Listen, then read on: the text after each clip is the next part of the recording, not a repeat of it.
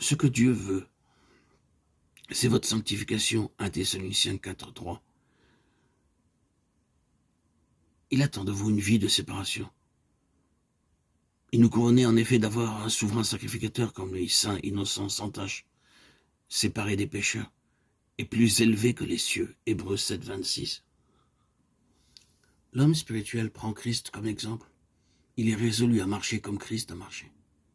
Christ a vécu une vie de séparation. Il était dans le monde, sans être du monde.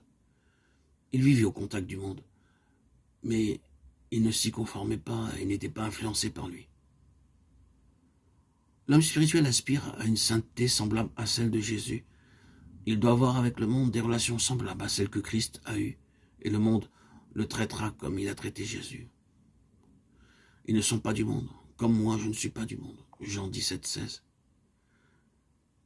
Si vous étiez du monde, le monde aimerait ce qui est à lui.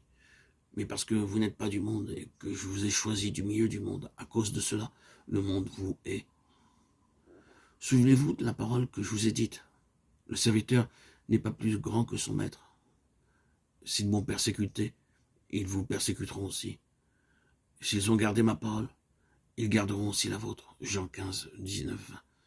Dieu nous a appelés à une vie de séparation spirituelle afin que nous soyons en toutes choses semblables à son Fils. En réponse à l'appel de Dieu, êtes-vous sortis du monde? En êtes-vous séparés?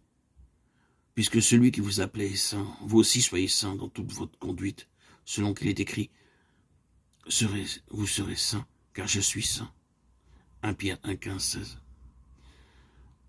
Tous les chrétiens sont appelés à la vie sainte, mais beaucoup ferment l'oreille. Ils accepteraient bien d'être spirituels, mais ils ne veulent pas être saints. C'est qu'ils ignorent ce qu'est la sainteté. Qu'est-elle donc? Disons d'abord ce qu'elle n'est pas. Elle n'est ni la perfection, ni l'éradication totale du péché, ni une vie sans défaut. La sainteté ne nous met pas dans l'impossibilité de pécher. Elle ne nous préserve pas du contact avec le péché. La sainteté, d'après la Bible, n'est pas la perfection, mais une bonne conscience devant Dieu.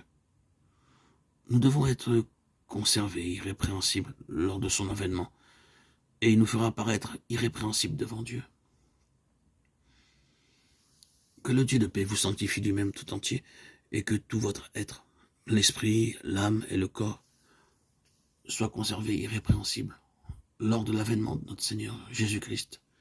1 Thessaloniciens 5:23.